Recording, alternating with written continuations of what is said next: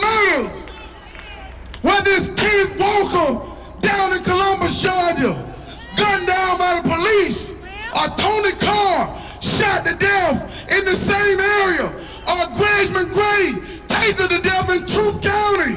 I'm tired of murders. Do me a favor for a moment.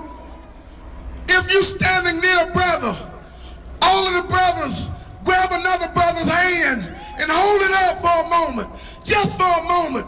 To every brother in the audience, hand is up. Just for a moment. Do this for me for a moment. I want you to hear me now. Every time one of our hands go down, it's another dead brother. Keep your hands up for a moment. You got to hear me on this.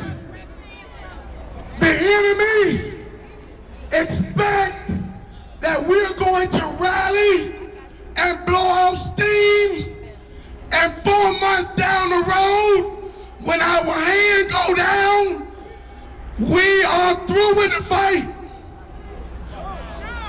Put your arm down for a minute, brothers. I did this for a purpose, and then I step back. Go up a little high, sweetheart. You get it. The law is protecting those who kill us.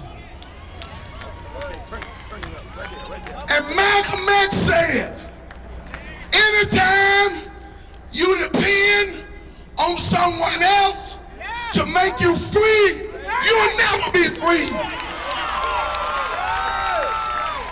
Malcolm X said, and I agree with him, that if you want to be free, you got to do it by any means necessary.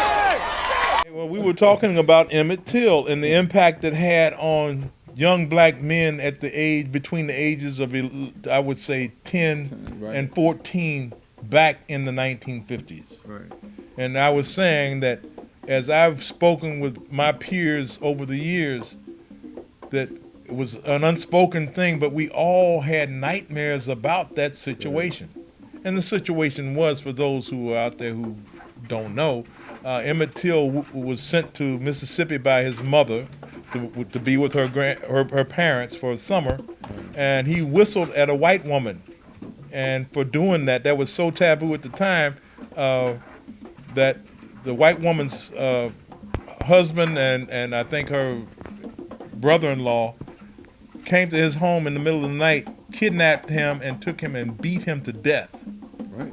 And put his body tied to some parts of a cotton gin in the river. By the time they discovered him, it was 3 weeks later, and his body had turned into a monster. His mother then brought his body back to Chicago and had Jet put it in almost the centerfold at the time, and it went throughout the country. And that was really, from my standpoint, the beginning of the civil rights movement. Right.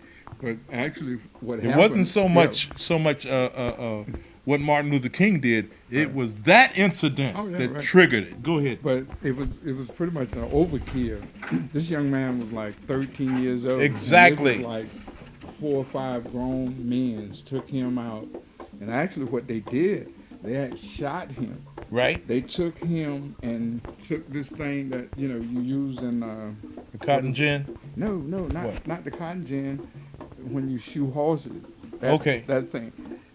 When you shoot a horse, that big old piece of metal, the big old piece of iron. An anvil. They took that and flattened his head almost like a pancake, and they put that around his neck and anchored his body with that. And threw him in the river. And when they got the body out, they put him in a casket and closed it up. And when it got to Chicago, his mother opened this casket and said, "I'm going to show the world what America allowed to happen to my son, a 13 years old boy."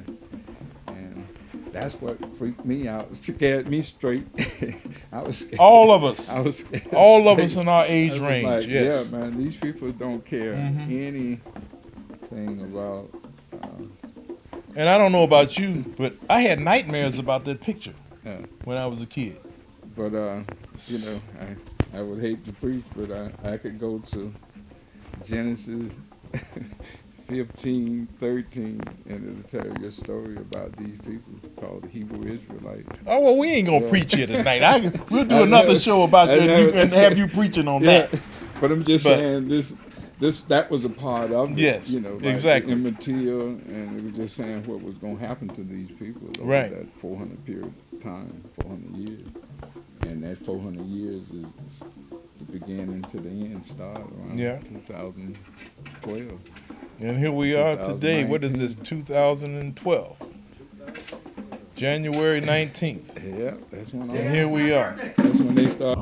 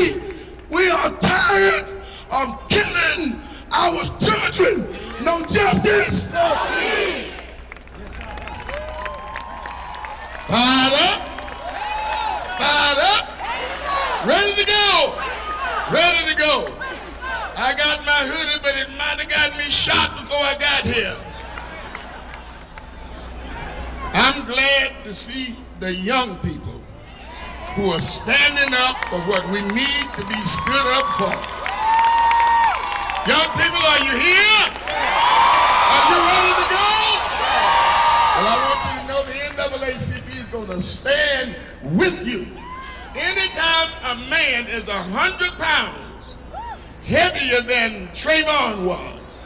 And TrayVon is walking away and he says, self-defense? We're tired. If it had been a black shooting a white, he would have been under the jail. Now let me tell you one more thing and I'm through.